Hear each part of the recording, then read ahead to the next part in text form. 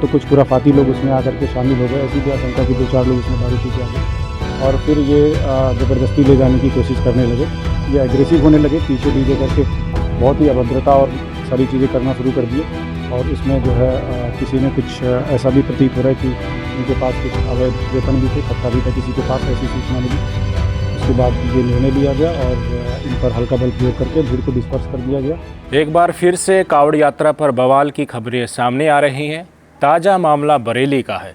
जी हाँ, वही बरेली जिसे आपने कभी गाने में झुमके से जुड़ा हुआ सुना होगा। खूबसूरत बरेली में सांप्रदायिक हिंसा का ऐसा दाग लगा कि उस पर सवाल उठने लगे हैं।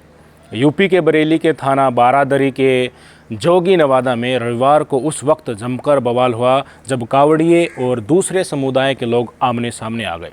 मामला शांत कराने के लिए पुलिस को लाठीचार्ज और आंसू गैस के गोले छोड़ने पड़े। इसके बाद वहां भगदड़ मच गई जिसमें कई लोग घायल हो गए। प्रशासन ने बताया कि 5 लोगों को हिरासत में लिया गया है। नतीजा ये हुआ कि कावड़ियों पर लाठीचार्ज करने वाले एसएसपी का ट्रांसफ़र कर दिया गया। एसएसपी प्रभाकर चौधरी के ट्रांसफ़र को लेकर कई प्रकार की थ्योरियाँ अब सामने आ रही हैं। यह उनका 21वां तबादला है। 2010 के आईपीएस अधिकारी अपनी सादगी, ईमानदारी और कार्यों को लेकर खासी चर्चा में रहते हैं। हालांकि दबाव में झुककर काम नहीं करने के कारण उन्हें शासकीय कार्रवाई का सामना करना पड़ता है। प्रभाकर चौधरी को काम करने वाले अधिकारी के रूप में पहचान मिली हुई है। वह अपने अलग अलग अंदाज के लिए जाने जाते हैं। उनका काम करने का स्टाइल भी बिल्कुल अलग है। ईमानदार छवि के कारण उन्हें अलग पहचान समाज में मिली हुई है।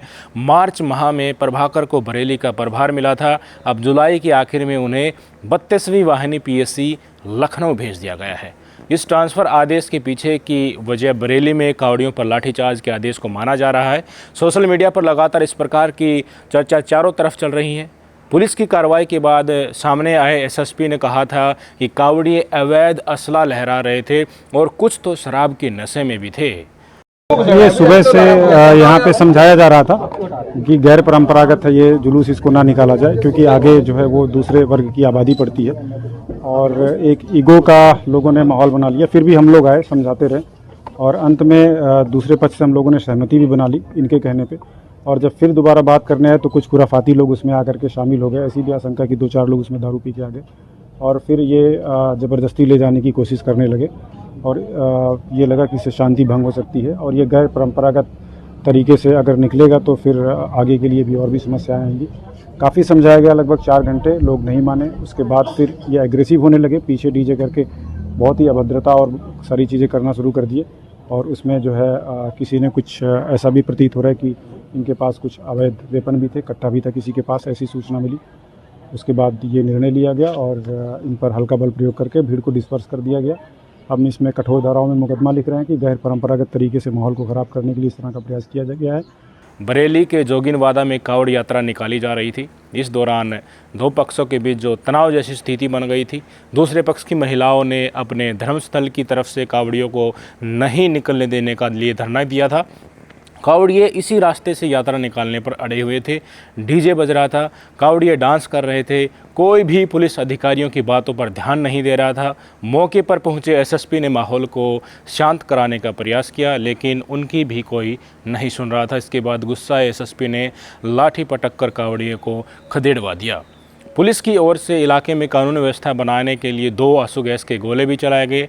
गली में खड़े कावड़ियों पर भी पुलिस ने जमकर लाठियां बरसाई। एक कावड़िए को हिरासत में भी लिया गया।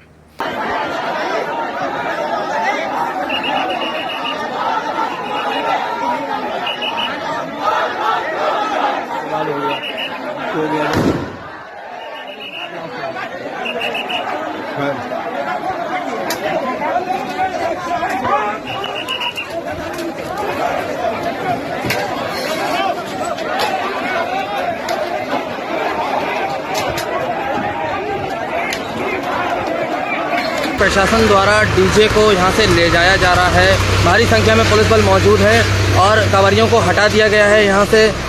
जैसे कि हम अपने कैमरे के माध्यम से लाइव तस्वीरें दिखा रहे हैं, प्रशासन द्वारा यहां से डीजे को ले जाया जा रहा है। जोगिनवादा में एक सप्ताह बाद फिर अब तनाव बढ़ा है। पिछले रविवार को भी माहौल गरमाया था, एक बार फिर स्थिति अब बिगड़ गई है। पुलिस और प्रशासन की ओर से इस मामले में कोई कार्रवाई नहीं की जा सकी। टकराव जैसे हालात बनने की स्थिति में सिर्फ लाठीचार्ज ही हुआ है। पिछले रविवार यानी 23 जुलाई को गुस्साई गोंटिया से निकले कावड़ियों के जत्थे पर जोगिनवादा में पथराव का मामला सामने आया था। दोनों पक्षों के बीच इसके बाद जमकर ईंट पत्थर चले थे। सूत्रों का दावा है कि एक बार फिर खुफिया विभाग की ओर से जोगिनवादा में टकराव की सूचना थी, लेकिन पुलिस की ओर से पहले से कोई व्यवस्था इसकी नहीं की गई थी। कावड़ियों पर लाठीचार्ज के मामले में एसएसपी का बयान सामने आया, उसमें कई चीज़ें स्पष्ट हुई हैं। उन्होंने इस घटना को लेकर कहा कि कावड़िए विवादित मार्ग पर जाने के लिए लगातार अड़े हुए थे। उन्हें समझाने का प्रयास किया गया, कावड़िए जिद पर अड़ गए। कावड़ियों के बीच कुछ गलत लोग भी मौजूद थे, वे नशे में थे, उनके पास अवैध हथियार थे।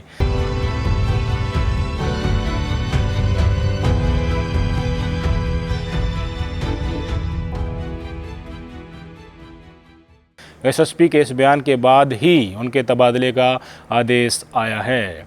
इसको लेकर सोशल मीडिया पर अब जोरदार चर्चा छिड़ी हुई है। सोशल मीडिया यूजर्स सरकार की कार्रवाई पर सवाल उठा रहे हैं। हालांकि कई बार ये भी देखा गया है कि जानबूझकर ऐसे बवाल खड़े किए जाते हैं जिससे सांप्रदायिक हिंसा का एक रूप दिया जा सके।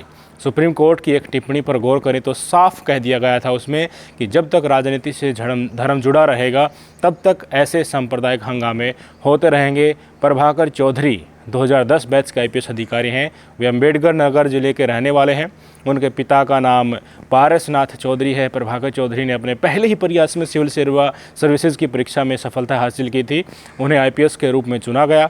यूपी कैडर में उन्हें तैनाती दी गई। प्रभाकर चौधरी ने देवरिया, बिजनौर, बलिया, बुलंदशहर और कानपुर देहात में एसपी के पद पर काम किया है। प्रभाकर चौधरी के ट्रांसफ़र को लेकर कई प्रकार की बातें सामने आ रही हैं। बरेली में कावड़ियों पर लाठीचार्ज को कुछ लोग कारण बता रहे हैं, तो वहीं कुछ लोगों का कहना है कि एसएसपी का बयान जो लाठीचार्ज के बाद दिया गया था वो कार्रवाई का कारण बना है। दरअसल लाठीचार्ज के बाद एसएसपी साहब ने कहा था कि कावड़ियों के बीच कुछ गलत लोग थे जो नशे में थे, अवैध हथियार लहरा रहे थे। एसएसपी के इसी बयान को लेकर मीडिया का एक वर्ग ट्रांसफ़र किए जाने की बात कह रहा है। सीएम योगी आदित्यनाथ के कानून व्यवस्था की बात को आधार बनाया जा रहा है। लोग कह रहे हैं कि जिस कप्तान ने बरेली में दंगे होने से बचाए, अब उसके ऊपर ही योगी सरकार के द्वारा एक्शन लिया जा रहा है।